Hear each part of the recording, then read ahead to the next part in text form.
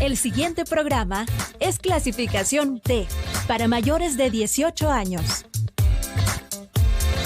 Dirección de Espectáculos Públicos, Radio y Televisión. Ministerio de Gobernación.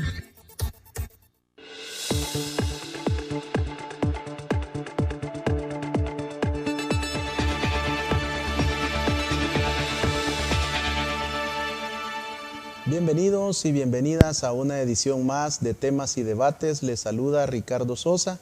En esta oportunidad hacemos un balance del primer año de la Asamblea Legislativa 2021-2024. De igual manera, el desarrollo de los 35 meses de gestión del presidente de la República, Nayib Bukele, y el régimen de excepción que está atravesando en su extensión en El Salvador en este momento. Para ello, hemos invitado al licenciado Walter Araujo, reconocido analista político, productor y presentador de su propio programa Toda la Verdad con Walter Araujo, el programa que tiene en este momento el mayor rating de audiencia a nivel nacional e internacional, producido en El Salvador. Y en esta oportunidad haremos estas aproximaciones para poder desarrollar esta lectura política de lo que sucede en nuestro país. Licenciado Araujo, gracias por aceptar mi invitación y reencontrarnos. Gracias, licenciado Sosa. Buenas noches a toda su audiencia. Esperando, como siempre, el poder colaborar en el análisis, sobre todo en esta época. Estamos viviendo un momento histórico, en un proceso de transformación muy grande del país y hay que hacer el análisis. Llegamos al primer año de gestión de la denominada nueva Asamblea Legislativa. ¿Qué pasó? ¿Qué sucedió de acuerdo a su lectura el 1 de mayo del 2021? Yo creo que esa es la época clave en la transformación del país, en el proceso de entender que esta no es una evaluación más. No se trata de que veamos y comparemos si una legislatura hizo más decretos o tuvo mayor calidad los decretos que los que se hacía antes. De sobra hay la suficiente sustentación para poder uno señalar leyes como la ley Renacer, en donde por primera vez en la vida se le ha puesto a los niños, a los bebés, antes de su nacimiento, el cuidado respectivo en un proceso de atención primaria, en la etapa esencial de la formación de un ser humano. Leyes como la ley del agua, que era una deuda histórica en el país, la ley Bitcoin, que nos va a colocar en un nivel de una economía moderna, diferente, y en el combate contra lo que es un mundo inflacionario. Y así puedo yo seguirle dando leyes que reforzaron la seguridad pública, que están atrayendo la inversión, una serie de normas que por sí de su peso caen, que son excelentes y rápidamente dictadas para el beneficio de la población. Pero yo digo, esta legislatura se graduó. Los diputados y diputadas pasaron en la calidad de políticos con buenos deseos al país a verdaderos patriotas cuando asumieron la responsabilidad de romper con el viejo régimen corrupto, con el viejo estado de corrupción en el país. El 1 de mayo, 56 y otros diputados que se unieron en esta gran decisión, se pararon a una sala de lo constitucional corrupta, a una sala de lo constitucional prevaricadora, que consistentemente vino violentando el principio y las normas constitucionales. La separación de poderes que tanto habla la oposición hoy, ¿y quién la violó más que esa sala de lo constitucional? Al quitar funciones al órgano ejecutivo, al presidente de la República, en medio de una pandemia, de una crisis en donde de harto está demostrado, gracias a Dios, el presidente la supo conducir a pesar de los mismos de siempre. Una asamblea legislativa que se convirtieron estos diputados en patriotas por haber separado a un fiscal partidario que había estado asolapando un régimen de corrupción, tapando corruptos, violando sistemáticamente la Constitución y confrontando con una visión política partidaria con el gobierno, el órgano ejecutivo. Entonces, licenciado Sosa, para concluir la idea inicial, esto es lo que cambió, esta es la diferencia. Hay una ruptura de un sistema político viejo, de un sistema político corrupto, de un sistema político en el cual el pacto para enriquecerse, para los intereses partidarios, para los intereses personales, es lo que privaba en ese entonces, para pasar a una visión colectiva, unificada, mayoritaria, que está respaldada por la visión de la población. Eso es el 1 de mayo, es un cambio de sistema en el país. ¿Qué sucede también con los primeros 2 años de gestión del señor presidente Nayib Bukele, que se encontró con una asamblea que le entrampó todo tipo de iniciativas? Prácticamente solo tiene casi que 1 año de gestión con el acompañamiento del órgano legislativo. Es que eso es lo grande del presidente. Y eso es lo importante de reconocerle al presidente de la República, que a pesar de haber tenido 2 años, casi 2 años, en contra de todos los factores, la Corte, la Sala de lo Constitucional y la Corte Suprema de Justicia en su conjunto, contra el gobierno, en cualquier ámbito, en la Sala de lo Contencioso Administrativo, en la Sala de lo Civil, en la Sala de lo Constitucional, la Corte en la Sala de lo Penal, una Fiscalía General de la República que estaba fabricando. Óigase bien, cuando hablan estos, yo les digo con la trompa, y discúlpeme la palabra, licenciado, porque la boca tienen las personas, y estos son casi animales, y se llenan. Ay, los casos de corrupción que estaba preparando la Fiscalía General de la República en la unidad, no me acuerdo cómo diablo se llamaba, de Melara. Era una fábrica de casos armados con la finalidad de derrocar el gobierno, de romper la gobernabilidad, de romper lo que la voluntad del pueblo había hecho. Es una fábrica completa, eso es lo que hicieron, eso es lo que estaban haciendo. Por lo tanto, contra la Fiscalía, contra la Corte Suprema de Justicia, tenía en la Asamblea Legislativa más de 60 diputados entre los 2 partidos políticos. ¿Cómo es que el presidente de la República pudo sortear eso? Yo todavía me lo pregunto. Lo primero que hizo, poner orden en los penales. Su primera gran acción, romper el centro de mando del crimen organizado en el país, desestructurar desde donde se giraban las órdenes. Basta que cualquier ciudadano, usted, licenciado Sosa, que es tan experto en la materia criminológica, no me deja mentir, ¿qué había en los 10 gobiernos del FMLN? En Mariona, en Zacatrás, en Ciudad Barrios. Eran centros de prostitución, entraban prostitutas, había tráfico de drogas, había órdenes de crímenes, eran mercados persas criminales los que existían en esos centros. Y desde ahí se ordenaban las extorsiones, los crímenes y cualquier tipo de tropelías con la población. En los gobiernos de Arena, ahí empezó eso. Yo lo recuerdo, yo fui presidente de Arena. Yo oía las quejas de las personas y lo trasladaba. En Ciudad Barrios, las maras, están manejando el penal de Ciudad Barrios. Se lo trasladé a Mauricio Sandoval, se lo dije a Rodrigo Ávila, se lo dije a Hugo Barrera cuando era ministro de Seguridad, y al ministro de Seguridad que vino subsecuente, les traía información de custodios de centros penales que me pasaban todas las anomalías. ¿Quién mandaba en el penal de Ciudad Barrios? La delincuencia, no mandaban las autoridades penitenciarias. Arena, el FMLN, ¿qué hizo el presidente? Que es una visión estratégica y un punto esencial al inicio, recuperar los penales, quitarles el centro de mando. Y de ahí vienen todas las medidas, vino la pandemia, que creo que es lo rescatable, y se convirtió en un hombre visionario que sacó adelante el país y que tiene hoy en condiciones económicas El Salvador, que se demuestran con los 330 millones de dólares que creció el fisco, recibió de más en el primer trimestre en recaudación de impuestos. Ese es el país que el presidente construyó, logró convencer al pueblo que necesitaba de la mayoría.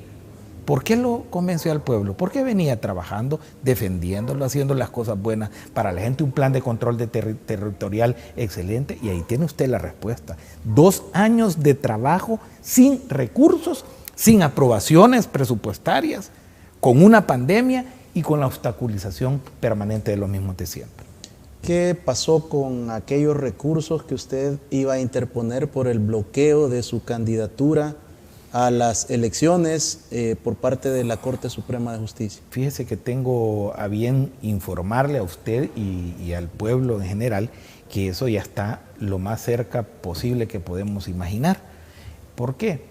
Porque solo estoy esperando las certificaciones de la causa en la que incoaron en mi contra, que armaron en mi contra para impedir mi candidatura.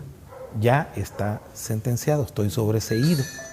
Eso, perdón, licenciado, que eso simple y sencillamente, al tener eso en mi posesión, en mi poder, ya he instruido a mis abogados que inmediatamente procedamos a poner una demanda penal por prevaricación, por violación a derechos, tanto humanos, civiles, políticos, en contra de los 4 magistrados que votaron por esa resolución, que son la señora Torrento, la magistrada Torrento, que es el hijo de la Vicky Avilés, Carlos Avilés, Carlos Sánchez, y el otro señor que se me olvida el nombre siempre, que es primo o pariente de Gerson Martínez, el magistrado Quinteros, que llegaron, no tenían los 4 votos para hacer lo que hicieron, y sustituyeron, se recusó el magistrado Aldo Cader, y entonces entró este magistrado a armar el 4º voto que necesitaban para impedir mi candidatura. Bueno, lo hicieron. Ajá, no soy diputado. Qué bueno, qué bueno. Eso no es la esencia del problema. El problema es que demostraron de lo que son capaces por detener el cambio estructural del país. Yo no sé el gran miedo que me tienen, o quizás, ¿verdad? O sea, habrá alguna razón por la cual lo tienen, pero eso va, y va también mi acción contra la prevaricación del exfiscal general de la República, Raúl Melara, que también fue parte de toda esta agenda orquestada. Sabe que se reunieron en Avante. Yo tengo testimonios en donde Óscar Ortiz, Rodolfo Parker, los del PCN, Mario Ponce, llegaron a hablar con el fiscal para exigirle todas las acciones para detener mi candidatura. Trataron de presionar a los magistrados del Tribunal Supremo Electoral. Y yo tengo todos los testimonios. Y yo me voy a ir en contra de estos corruptos. ¿Por qué? Para dejar, no porque me esté muriendo por ser diputado. Yo creo que mejor favor me hicieron, y favor le hicieron al país, porque estuviera muy ocupado en todos esos procesos legislativos y hubiese dejado un gran hueco en la necesidad de información y de trasladarle la verdad al pueblo salvadoreño. A mi favor me hicieron, en lo personal, económicamente. Económicamente, yo monté mi empresa comunicacional, empresa de lo que es poder desarrollar producción de programas en el país, y va viento en popa, cosa que no pude haber hecho en la Asamblea Legislativa. O sea, en lo personal yo no lloro por esa cosa, pero no puede quedar la impunidad de un acto tan bajo, tan antiderecho, tan antijurídico como el que cometieron estas personas. Licenciado Araujo, su valoración del trabajo de los 84 diputados y particularmente de la fracción de Nuevas Ideas en este primer año de gestión. Para mí es la asamblea en los últimos 50 años mejor evaluada del país. ¿Por qué hace 50 años? Digo, no 200 años. Quiero decirlo con claridad. ¿Por qué digo 50 años? Porque de 50 años atrás, aquí el país, la población era poca, había mucha tierra, había un crecimiento económico natural de expansión, había comida, entonces la gente poco le importaba. O sea, y veía con una reverencia el poder de lo que venía de las dinastías Quiñones, de todo lo que fueron la oligarquía trasladándose el poder de la familia Regalado. Entonces no había un criterio político y falta de educación en la gente. Pero en los últimos 50 años tuvo que el PRUD, el PCN, el PDC, Arena, el FMLN, que recurrir a políticas fraudulentas para llegar donde estuvieron. ¿Y qué es lo que hicieron? Atentar contra el pueblo salvadoreño permanentemente. ¿Quién era la institución peor evaluada? Solo alguien le ganaba: los partidos políticos. Los partidos políticos eran lo último y la Asamblea Legislativa el penúltimo escaño en el índice de aprobación en 30 años datados en el país. Lo tengo, encuesta tras encuesta, así Gallup, Gaviria, Tecnológica, había otras encuestas que se hacían antes, todas las tengo recolectadas, y la Asamblea Legislativa era el penúltimo lugar, solo superado por los partidos políticos para abajo. Entonces, esta legislatura, que la gente puede darle un 60-70% de aprobación, es infinitamente superior. Que eso es lo que han mostrado los estudios de medición técnicos, no una cuenta de Twitter de un contrario o la percepción de la UCA, no, hablo de los estudios técnicos. 70% es grande. ¿Por qué? Porque la Asamblea es un cuerpo colegiado y también hay oposición que obstruye, que quiere detener y que gracias a Dios es irrelevante en el país. La Asamblea ha cumplido su rol, pero quiero decirle esto precisamente. La crítica de los sectores opositores, que cada vez son menos y son más pírricos, viene porque le llaman a los diputados puyabotones. Que llegan las iniciativas de ley que de solo Capres. aprueban de Capre y que solo ocupan la dispensa de trámites y que no hay discusión en las cosas. Voy a ir al primer elemento, dispensa de trámites. Es una figura jurídica, legal. ¿Qué necesita la dispensa de trámites? De la urgencia, la necesidad de dictar una legislación lo más rápido posible. Ese es el requisito, el elemento fáctico que impulsa el por qué utilizar la dispensa de trámites. ¿Cuál es el segundo elemento? Tener los votos, licenciado. Y Nuevas Ideas tiene 56 votos. Y se unen los votos de Gana, y se unen los del PCN, y se unen los del PDC, y que uno que otro de los de la esquina, que cuando se ven acorralados por el peso de la realidad, también la acompañan. Esos dos elementos hacen de que esto sea la práctica real. Y les voy a decir una cosa. ¿Por qué muchas dispensas de trámites? Porque todo urge en el país, porque durante 30 años retrasaron todo por estar en la negociación. ¿Cuánto me das? ¿Cuánto te doy? ¿Qué interés voy a cuidar? Ah, el interés de fulano de tal en los cárnicos. Entonces negociaba y habían representantes de ese sector. No, es que los petroleros, los que venden y distribuyen petróleo, quieren este tipo de impuestos. Vaya a la comisión y empezaba la negociación. Que los buses chatarra viejos no salían de la escena pública y ahí andaban 40 años en esa negociación. A eso nos llevaron por estar debatiendo, no, por estar corrompiéndose permanentemente, y han hecho que el país requiera urgentemente, no de lo que acaban de aprobar este año, 10 veces más de las cosas esas, y 10 veces más debe de utilizar la dispensa de trámites la nueva Asamblea Legislativa para sacar esa mora histórica, esa deuda histórica en el país. Fíjese, hablé de la dispensa de trámites. Segundo elemento, todo viene de Capres. Y que no por eso votó la gente. El 3 de febrero, el pueblo mayoritariamente votó por el presidente. ¿Y por qué creen que votó el pueblo el 28 de febrero? Por el presidente. Yo no creo, y lo digo con el respeto profundo a cada uno de los diputados y diputadas de Nuevas Ideas. No había tiempo en un nuevo partido político para presentarle 56 o 60 opciones, 84 opciones al país. Por eso ellos fueron electos bajo el concepto y la visión de un proceso de transformación liderado por el presidente Bukele, que está contenido en el Plan Cuscatlán. A eso fueron, licenciados. Y si ellos se salen de ese marco, es el pueblo el que se los va a reclamar. Entonces, evidentemente que la oposición pírrica diga, señale, que no, que están perdidos. Todo lo que va de Capres está en el Plan Cuscatlán y está en la visión nacional que debe tener Nuevas Ideas. Así de simple y sencillo. Licenciado Araujo, antes de hacer el corte, su evaluación del licenciado Ernesto Castro como presidente de la Asamblea Legislativa. Ernesto es un amigo personal, es una persona que le ha tocado un momento dificilísimo en este proceso de transformación, y es conducir un grupo nuevo de diputados sin experiencia legislativa, porque eso hay que aceptarlo. Si yo fui diputado cuando tenía 27 años, llegué nuevo, alguien me tenía que enseñar, yo había sido técnico, pero no es lo mismo tener la responsabilidad y manejar 56 visiones diferentes, distintas, desde la presidencia del órgano legislativo, junto con Cristian Castro, que es Cristian Guevara. Cristian Castro es el cantante, como Elton John, se pone el solo, se me confunde a veces. Cristian Guevara y Ernesto Castro han sabido llevar ese gran problema para bien del país. Yo creo que lo califico positivamente. Todo se puede mejorar en la vida, todo, pero es menudo problema y menuda responsabilidad a la cual ha logrado salir adelante.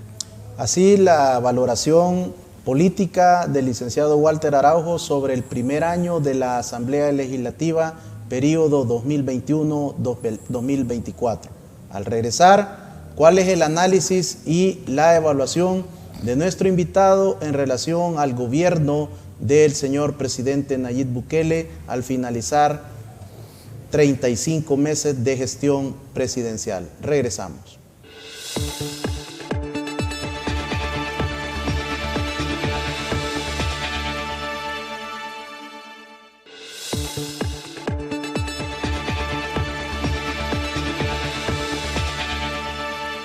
Muchas gracias por continuar en nuestra sintonía. Un fraterno saludo para todos los televidentes a través de la señal abierta, el tradicional televisor antenita de conejo a lo largo y ancho de la República, cables Tigo, Claro y multiplataformas de redes sociales. Esta noche el licenciado Walter Araujo, analista político, quien nos brinda sus valoraciones de la gestión en la Asamblea Legislativa y los 35 meses de gobierno del señor presidente Bukele. Bueno, tal vez en esto vámonos a ocupar una técnica diferente. Veamos un elemento que es indispensable llevarlo.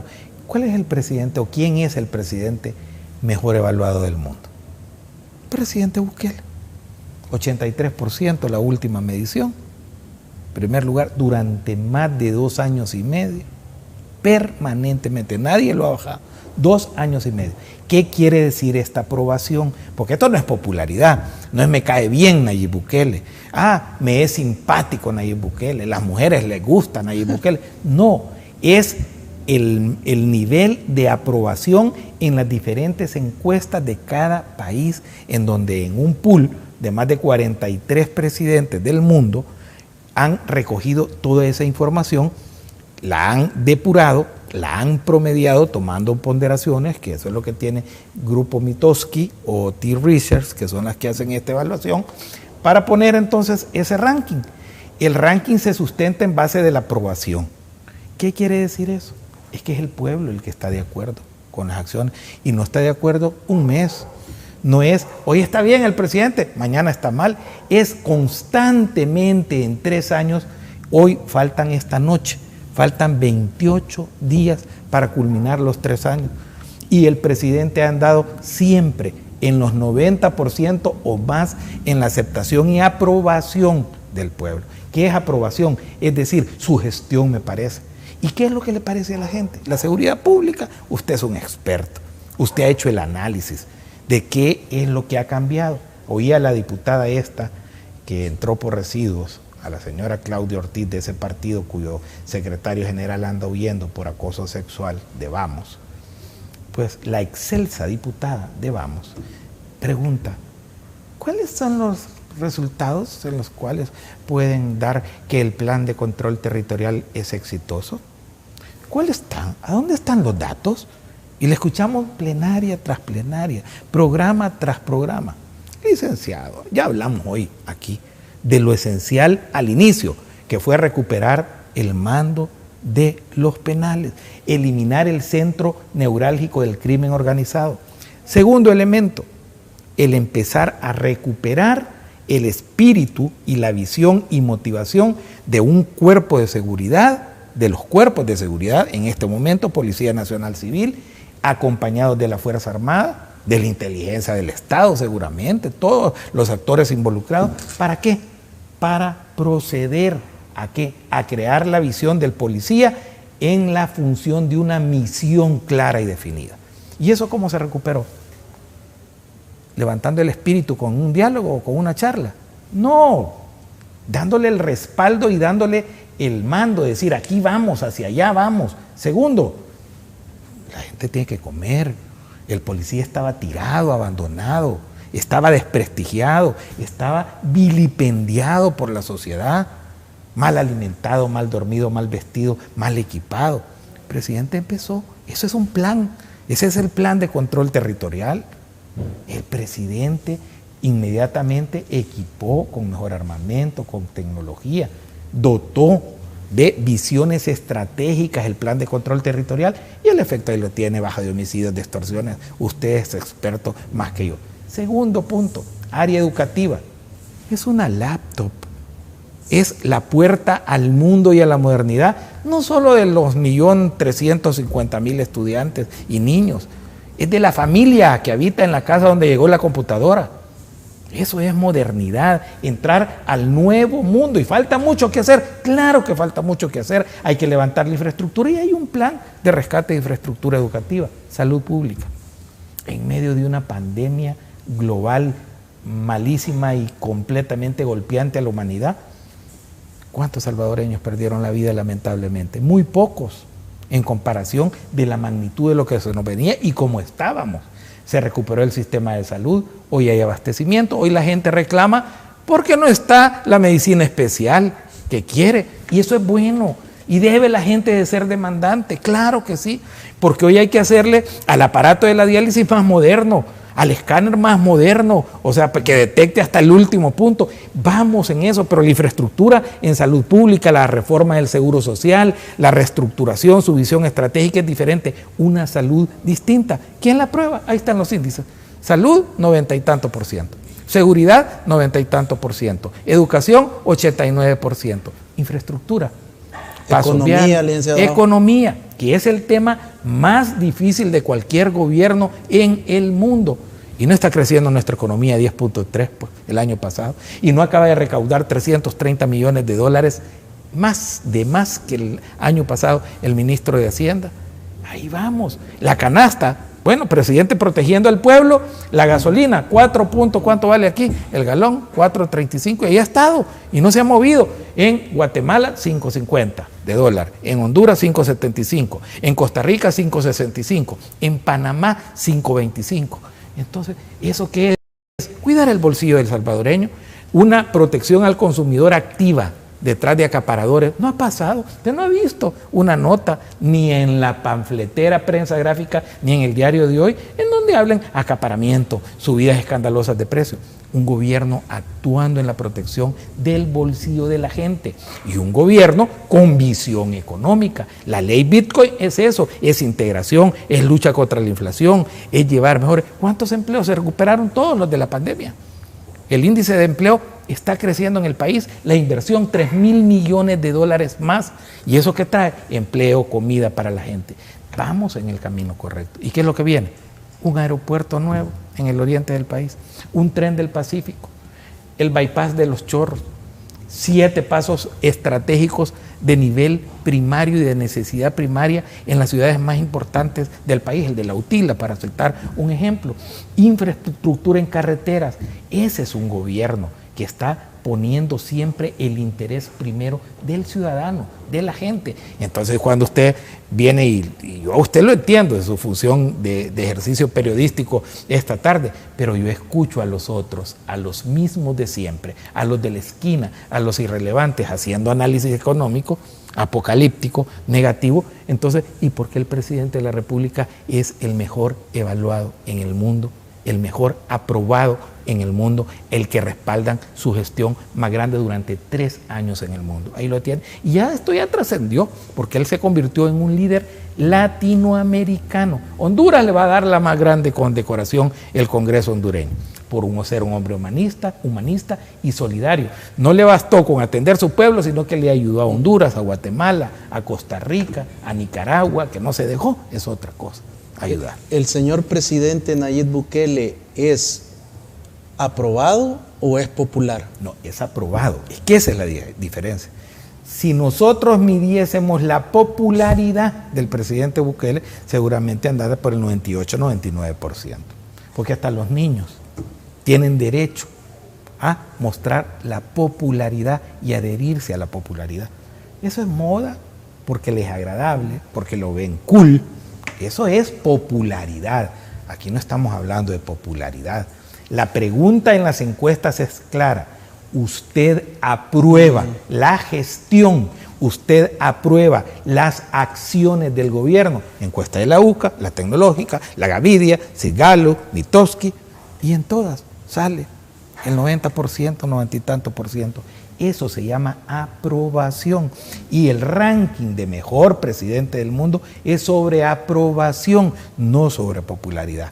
La popularidad ¿Me es simpática Miss San Miguel o me es simpática Miss Cabañas? ¿Me es simpático el jugador del FAS, el Águila, o me es simpático el FAS? Eso no tiene, porque no le cambia la vida a uno. ¿Por qué presidentes con mayor edad, hombres y mujeres, Xiomara Castro, el señor Lasso en Ecuador, están imitando y están replicando las medidas del presidente Bukele? Periódico La Nación, Ecuador, editorial. La Nación, el periódico más importante del Ecuador. ¿Qué dice? En la editorial, debiese de hacer que las medidas del presidente Bukele y el presidente Lasso debiese de hacer lo que está haciendo el presidente. Existe, y este es lo importante, la doctrina Bukele. Es los primeros, y yo ahí lo tengo guardado como un tesoro. La doctrina Bukele, que contempla acciones como esta. ¿Qué hizo el presidente Lasso después de ese editorial? Mandó a volar todo su gabinete, me presentan la renuncia inmediatamente y decretó ¿qué? Régimen de excepción. La doctrina Bukele. En Perú hay un debate abierto, amplio, si es el camino del presidente Bukele o es el camino al pasado de no hacer nada. Colombia, Bolivia, ¿qué otro país que yo llevo? Bueno, México es un gran debate de las acciones. Miles de youtubers diciendo en el mundo, miren lo que está haciendo el presidente Honduras, Bukele. Régimen de excepción focalizado. O sea, es la doctrina Bukele. Yo por eso digo, y lo dije esta mañana, hoy estamos aquí 8 y tanto de la noche ya, lo dije esta mañana en la entrevista M de Canal 10, estamos ante el surgimiento, ante un hombre que emerge en los últimos 50 años como el líder latinoamericano. Y creo que no me voy a equivocar, no es rimbombante lo que estoy diciendo. Desde Fidel Castro, que jugó un rol histórico que incidió negativamente en América Latina a la larga, porque lo que buscó fue la expansión del comunismo, el marxismo, y se dieron las guerras. Nosotros, el país fue víctima del expansionismo soviético, de la intervención de Cuba, y así lo hizo en Bolivia, lo hizo con los montoneros, en Perú con Sendero Luminoso. Todo lo que hubo no fue para positivo, pero incidió en América Latina. Fue un líder. El presidente Bukele lo va a hacer, y estoy convencido que para la otra parte de la moneda, la libertad, la verdadera democracia, el desarrollo de los pueblos, la integración de las sociedades en un marco de respeto mutuo, de la soberanía, de la dignidad nacional, que son cosas que se habían perdido en América Latina. Licenciado Araujo, al escucharlo, los amigos televidentes y cibernautas pueden decir que usted está con el exalcalde Nayib Bukele, siguió su trayectoria, se metió al proyecto político del presidente Bukele y lo ha acompañado y ha apoyado su gestión en estos 35 meses. Alguien podrá decir que pudiera ser como muy exagerada la visión que usted expone del presidente Bukele hasta cierto nivel de fanatismo. ¿Cuál sería el equilibrio? Es que fuera fanático, yo si lo dijese, perdón, licenciado Sosa, si lo dijese, es que es el mejor presidente del mundo. ¿Por qué? Porque es el mejor presidente del mundo. Porque todos lo queremos, el 95% lo decimos. Eso es fanatismo. Yo estoy dando datos concretos, datos duros, datos sólidos. El pueblo dice, soy fanático yo al decir que la superación de las etapas más críticas de la pandemia fueron vitales para el pueblo y fue la conducción del presidente Bukele quien nos tiene aquí. Es una pregunta. ¿Qué? Hospital El Salvador, vacunación masiva, gratuita, universal, no se discriminó a nadie. Andaba el loco de Fortín Magaña pelando el hombro para que le pusieran la vacuna, no se discriminó a nadie. ¿Miento yo o no doy datos cuando digo que los homicidios, usted me corrige o me los dicta? ¿Cuánto fue el último gobierno de Sánchez Serén? 3.400. 23.400. Bueno, 23.000 en el gobierno. En el gobierno del presidente Bukele, ¿cuántos homicidios han habido a la fecha? Una reducción del 80%. Del 80%. Son datos.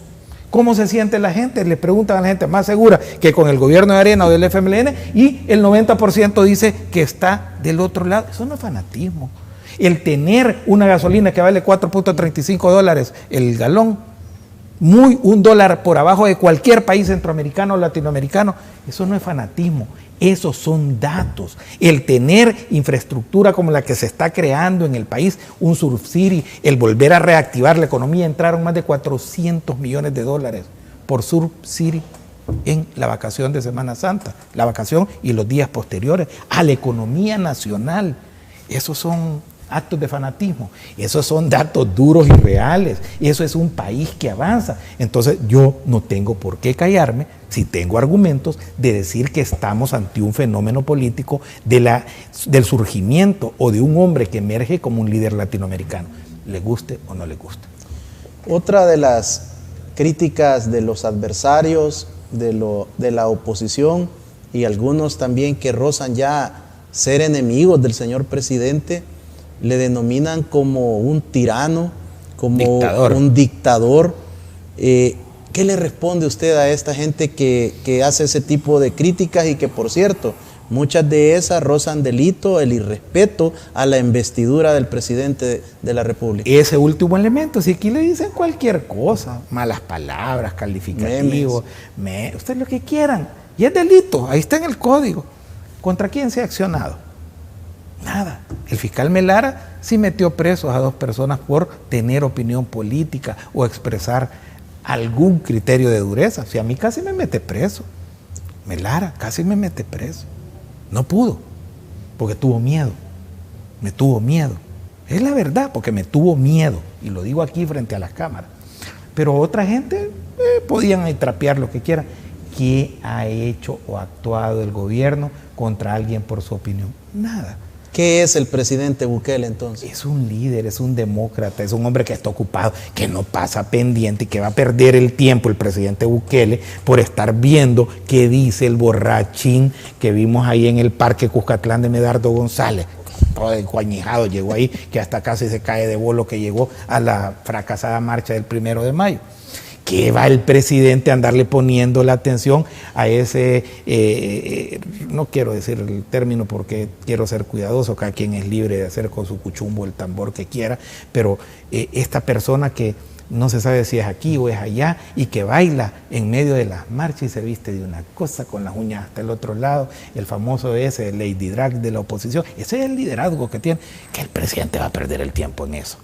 O en aquel otro muchacho que escribe cualquier tipo de estupidez sobre el Bitcoin, que se fue porque estos han encontrado la forma de obtener visa en México o en Estados Unidos. ¿Sabe qué es para ellos soñaban tener visa, no tenían visa en los gobiernos de Arena, hoy tienen, porque hoy son perseguidos políticos. Los del Faro, que han vivido 1 año con los delincuentes. Yo le pregunto a este Martínez Dahuizón, dice él que vivió, lo escribió, lo dató.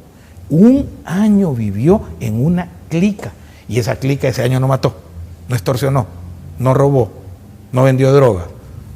Claro, como a ellos les encanta, ahí andaban en medio de las acciones delictivas, y hoy sale diciendo porque el presidente le puso un tuit, ¿verdad? Por una torpe acción y una torpe descripción. Ay, me pone en riesgo, no, visa quería para irse. Visa obtuvo, que le vaya bien, y se enojan porque les dice el presidente Ernesto Castro de la Asamblea Legislativa que les vaya bien, si nadie lo está, ni les dice que no lo saca a empujones, pero quieren ir que les vaya bien, aquí estorban. Pues tenemos que convivir con Medardo, con la Lorena Peña, con el Pisachicas de Eugenio Chicas, o sea, tenemos que vivir porque aquí son salvadoreños, mientras no se les descubra bien el delito. Ahí andan en las calles y pueden hablar.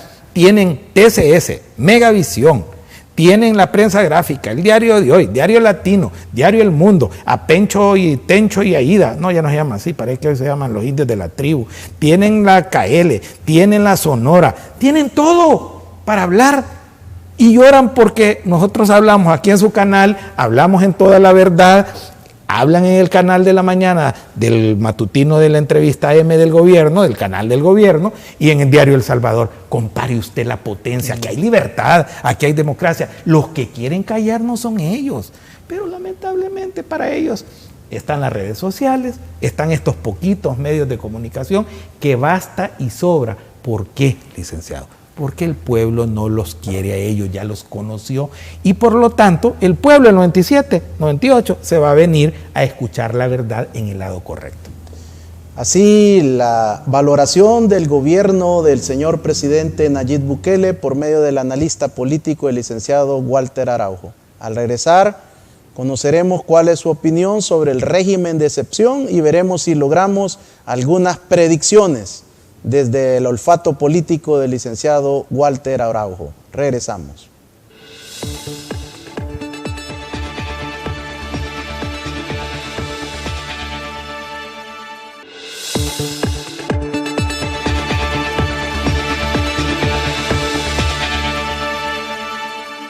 Esta noche el licenciado Walter Araujo, analista político. Licenciado, una extensión del régimen de excepción. Usted y yo nunca hemos vivido en paz. Siempre hemos estado desde nuestro nacimiento en diferentes conflictos, situaciones de lucha social, de marginación, de exclusión, pobreza, pobreza extrema, conflicto armado, inseguridad, miedo, crimen organizado, llegamos a las pandillas, las negociaciones de los políticos generando impunidad y corrupción, y llegamos al gobierno del presidente Bukele, y este joven presidente, como le denominan, se estructura un plan de control territorial y ahora un régimen de excepción que tiene ya casi 24,000 capturados, que esta noche seguramente los vamos a sobrepasar. Ya sobrepasaron a esta hora del día, porque el último dato, 24,394 en la parte de la noche, si es que no lo hemos visto en lo que estamos nosotros en el programa ahorita a las 8:40 y tanto de la noche. No, es que licenciado, el régimen de excepción, es mi visión, más que del aspecto criminológico, como usted lo ha hecho profesionalmente. Yo entiendo que la visión del presidente, recupero el control de mando, voy fortaleciendo la policía, la voy tecnificando, la voy poniéndole tecnología, los vehículos blindados para la policía rural, voy dándole mejor equipo, incentivos, motivación, inteligencia policial, acciones, reforma legislativa que hoy tenemos la capacidad de hacerla, y la reducción de homicidios drásticamente, el 80%, ¿verdad? Bueno, estos tienen una conectividad con los delincuentes, los mismos de siempre, con los pandilleros, y apretaron la primera vez el botón. ¿Cuántos fueron en la primera alza? Creo que 20 y tantos, 17 o 21 personas asesinadas lamentablemente.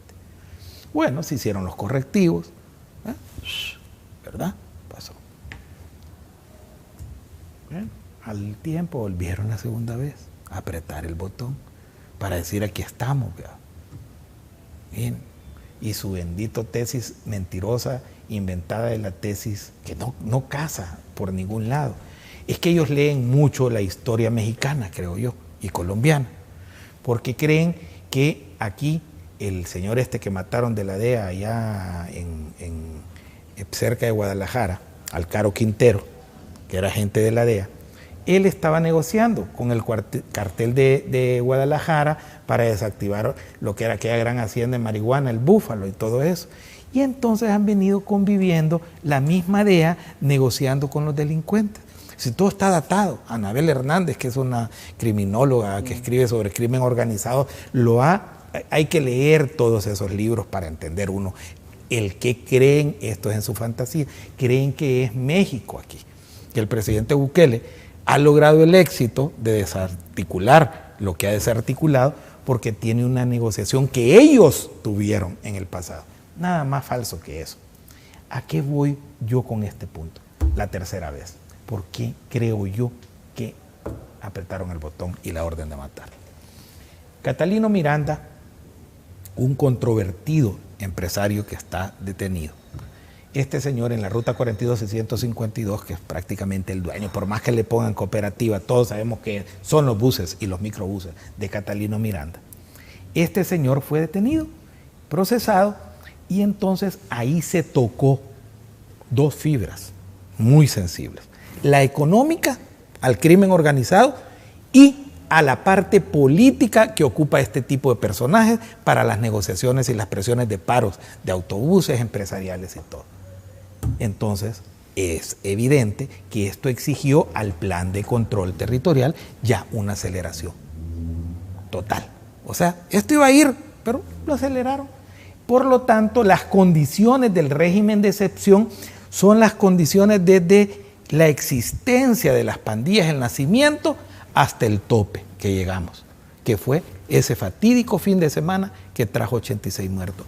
Ellos dicen, si ya no mataron, entonces ¿por qué va a seguir el régimen? Si son 32 años en los que han acumulado violencia, asesinato, y había que cortarlo. ¿Cuándo? Cuando el gobierno tuviera el control que ha retomado en los 2 años previos y medio del mandato del presidente Bukele. Por lo tanto, el régimen es oportuno desde mi visión. Es una medida excelente que ahora, junto con las reformas penales que ha hecho la Asamblea Legislativa, permitieron capturar a esta altura, este día estoy seguro que llegamos a 25,000 en este momento, pandilleros. Y espero que el fin de semana lleguemos a 28. Y espero que cuando terminen estos 30 días ya tengamos más de 35,000. Primero Dios, no me equivoque. Entonces, y ojalá, para mí, que lo prorroguemos 30 días más, si eso es lo que quiere la población, hasta que estén guardados los 60,000 ampones que andan en la calle y sus colaboradores. Porque de esto se trata. Esta es una guerra, hoy sí frontal, real, que es la última fase del plan de control territorial. Y la van a perder porque la están perdiendo. Ahí los vemos, licenciado Sosa, escondidos en pilas, tirándose desde los palos, debajo de los tráilers, queriéndose ir a Guatemala, llorando cuando los agarran. O sea, pero eso no nace de la noche a la mañana, es producto de 3 años de desgaste que lleva el plan de control territorial, que ahora los tiene totalmente destartalados. Licenciado Araujo, muchos abogados, penalistas, constitucionalistas no pueden explicar cuántas veces se puede extender el régimen de excepción. Usted ha sido técnico de la Asamblea Legislativa, conoce el proceso de la técnica legislativa, ha sido de la Junta Directiva, ha sido diputado, conoce toda la estructura constitucional. No he estado cuando se dictaron regímenes de excepción anteriormente, lo voy a contar. Yo estaba en no presidía, era técnico de la Comisión de Legislación y Puntos Constitucionales cuando vino la ofensiva del año antes de la paz. Fue la paz del 89, cuando mataron a los sacerdotes jesuitas, lamentablemente, en esa ofensiva. Bueno, a mí me tocó ir a hacer el decreto, y lo sabe Roberto Angulo, que fue diputado en ese tiempo, era presidente Ricardo Valdivieso de la Asamblea Legislativa, arrastrado, porque había un francotirador en la torre de ¿cómo se llama? La Roja, la que tiene la puntita roja, de Don Rúa. Ahí que estaba tirando, pero había una plancha que había dejado el mayor Dabuizón cuando fue presidente de la Asamblea de acero. En eso, en un angulito ahí tirado en el suelo, régimen de excepción. Le voy a contar uno a estos ignorantes. ¿Cuántas veces lo prorrogamos? Lo prorrogamos mes tras mes tras mes. Duró más de 2 años, 3 años creo, ya no me acuerdo. Mes tras mes se fue prorrogando el régimen de excepción. ¿Qué quiero decir con esto? La facultad que se requiere, o mejor dicho, los elementos, es que exista una condición preexistente de urgencia para poder ser dictado. 32 años, ¿les parece que no es? ¿Cuántos muertos llevamos ya en los gobiernos de Arena, del Frente, hasta hoy? 111,000. 111,000 personas le parecen a la oposición esquinera, a esos irrelevantes, que no es causal suficiente para tener que tomar una medida de este tipo. ¿No les parece? El tráfico de drogas, de armas, todo en lo que se constituyeron, y el cooptar los territorios, las colonias, los barrios de la gente más, las extorsiones, ¿no les parece que 32 años es suficiente causal? ¿Y qué se necesita? Parte de la causal, la emergencia. Si es emergente, es rápido, lo que queremos los salvadoreños, ya estamos hartos de la inseguridad y la violencia, nos urge que esto pare. como dice mi querido amigo Carlos Ramberto González, nos urge de verdad. Y entonces hay urgencia, hay condiciones preexistentes, y entonces ¿qué se necesita? La capacidad constitucional para hacerlo. ¿Cuántos votos requiere el régimen? Ahí está, artículo 29-30. Dice con claridad, mayoría calificada de la Asamblea Legislativa. Y para su ratificación, tantos votos. Ahí lo dice legalmente. O sea que sí hay capacidad, es constitucional. Yo le voy a explicar en un minuto qué es lo que estos abogados quieren o por qué se oponen. Simple y sencillamente, licenciado, porque ellos todo lo ven en función de recuperación del poder. Y si al gobierno le va bien, si al pueblo le va bien, es porque el gobierno está actuando bien y el gobierno va a tener réditos positivos. Entonces ellos quieren que el pueblo fracase para que el pueblo se enoje con el gobierno y el gobierno vaya mal y quitarle el poder al gobierno. Eso es todo. Se puede ser tan perverso de querer desear que el plan de control territorial fracase, que el régimen de excepción fracase, que se deje de capturar a los miembros de las pandillas. Se han sido perversos de robarse los fondos para los damnificados, que les había caído un alud de tierra y le robaron días después el dinero que les venía para por lo menos paliar el dolor teniendo de nuevo una casa. A esas personas, si son capaces de haberse robado los dineros de los hospitales, si son capaces de robarse el dinero para la educación del país, esa perversidad es natural y es innata. Eso es todo. Claudia Ortiz quiere seguir, que siga y que vuelva y que se quite el régimen para que fracase el gobierno y entonces vuelva Roberto Rubio a recibir sobresueldos del gobierno nuevo que venga, favorable a ellos, y le den a ella unos $5,000 o $10,000 de los 20,000 o 30,000 que le daban a Roberto Rubio en funde. Y lo digo aquí enfrente y lo puedo probar. O sea, que eso ha sucedido. Ahí están los recibos, ahí están los recibos del tipo este. O sea, son corruptos que lo único que quieren es dinero. ¿Para qué quiere el papá de Juan, de Johnny Wright? ¿Para qué quiere él volver al poder con su hijo y con su familia? Para seguirse robando 15 millones más, como los de Taiwán. El dinero es su Dios y es su perversión. Licenciado Walter Araujo, se me ha finalizado el tiempo, no vamos a poder abordar las proyecciones de Walter Araujo aquí en esta misma silla antes de los comicios del 3 de febrero del 2021 y las elecciones. Usted ha acertado, prácticamente le pegó a los datos electorales porque conoce el código, conoce la construcción del sistema político. Aquí lo dijimos, y le dije la cantidad exacta. Usted acertó y creo que si no se hubieran tardado 2 horas las elecciones, se hubiera sobrepasado. Sí, me hubiera quedado corto. Se hubiera quedado corto. Le agradezco mucho aceptar la invitación y poder compartir su análisis político y sus proyecciones sobre la Asamblea Legislativa, el gobierno del presidente Bukele y el plan de control territorial. Bueno, gracias a usted, licenciado, y un saludo a los amigos y amigas televidentes. Ha sido el licenciado Walter Araujo, analista político. Agradecemos su sintonía. Hasta la próxima. Que Dios le bendiga.